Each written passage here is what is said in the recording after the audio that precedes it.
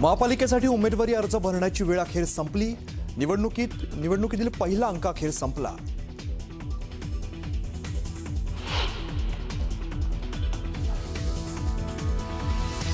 नागपुरात राष्ट्रवादी काँग्रेसमध्ये राडा। राष्ट्रवादी अजित पवार पक्षाच्या कार्यालयात नाराज पदाधिकाऱ्यांकडून तोडफोड।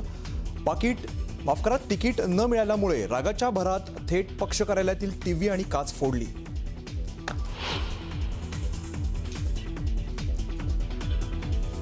छत्रपती संभाजीनगरमध्ये भाजपाच्या महिला पदाधिकारी नाराज। तिकीट न दिल्यामुळे महिला पदाधिकाऱ्यांकडून संताप व्यक्त।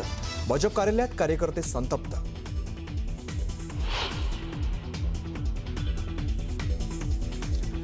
नवी मुंबईत संभाजीनगर आणि पिंपरी चिंचवडमध्ये शिवसेना आणि भाजपाची युती तुटली। जागावाटपाची बोलणी फिसकटल्यामुळे लढणार स्वबळावरती।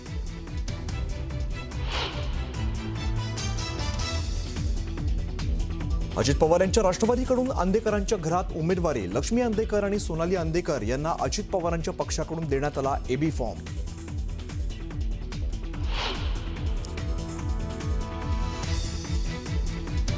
भाजपनं तिकीट कापल्यामुळे अमोल बालवडकरांचा भाजपाला रामराम। राष्ट्रवादीत प्रवेश केल्याने बालवडकरांना मिळाली उमेदवारी।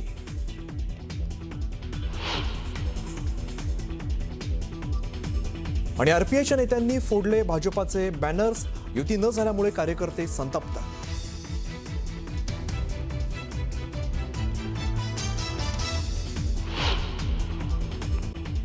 आता दादरमधून एक बातमी पाहूया। दादर परिसरातील शिवसेना उबाटाच्या उमेदवार विशाखा राऊत आणि मनसेचे उमेदवार यशवंत किलेदार यांनी एकत्रित मिरवणूक काढत उमेदवारी अर्ज दाखल केला।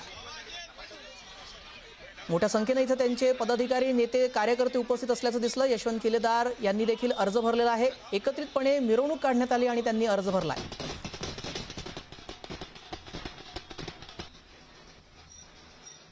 ठाकरेंचा बालेकिल्ला आहे आणि त्या ठाकरेंचे उमेदवार एकत्रितरित्या उमेदवारी अर्ज भरायला चाललेला आहे। ठाकरे ब्रँडच चालतो मुंबईमध्ये आणि आम्ही सगळे एकत्रच फॉर्म भरायला जाणार, हीच आमची एकी आहे। विरोधक तुमच्या समोर आहेत। सरवणकरचे तुमचे कधीकाळीचे एकत्र तुम्ही काम केलेले सहकारी होते आणि तुमच्या विरोधात काम करणारे आज तुमच्या सोबत आहेत।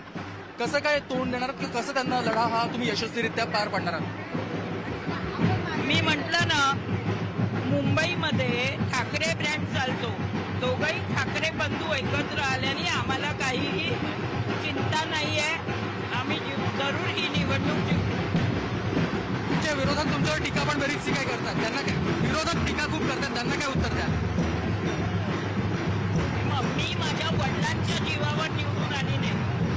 मी स्वतः बाळासाहेबांच्या जीवावर, बाळासाहेबांच्या सामाजिक कार्यक्रमावर निवडून आली, कार्यावर। आत्ताची दरम्यान भायखळा माझगाव परिसरातील महायुतीच्या उमेदवारांनी एकत्र मिरवणूक काढली आणि उमेदवारी अर्ज दाखल केला। शिवसेनेच्या माजी आमदार यामिनी जाधव यांनी प्रभाग 209 मधून, तर प्रभाग 210 मधून संतोष राणे आणि प्रभाग 208 मधून विजय लिपारे यांनी अर्ज दाखल केला आणि त्यांची मिरवणूक इथे काढण्यात आली। त्यांच्याशी संवाद साधलाय आमचे प्रतिनिधी सुष्मिता बदाणे यांनी। पाहूया। आपण बघतोय की आज अनेक उमेदवार हे उमेदवारी अर्ज दाखल करत आहेत आणि त्याच निमित्तानं भायखळामध्ये सुद्धा रिचर्डसन या केंद्राच्या बाहेर अनेक उमेदवार हे आता एकत्र यायला सुरुवात झालेली आहे। आपण बघतोय यामिनी ताई आपल्यासोबत आहेत। ताई, खरं तर यंदाच्या निवडणुकांमध्ये महिलांचं प्रतिनिधित्व हे वाढलेलं पाहायला मिळतंय। कशा पद्धतीची तयारी असणार आहे, काय मुद्दे घेऊन जनतेसमोर जाणार?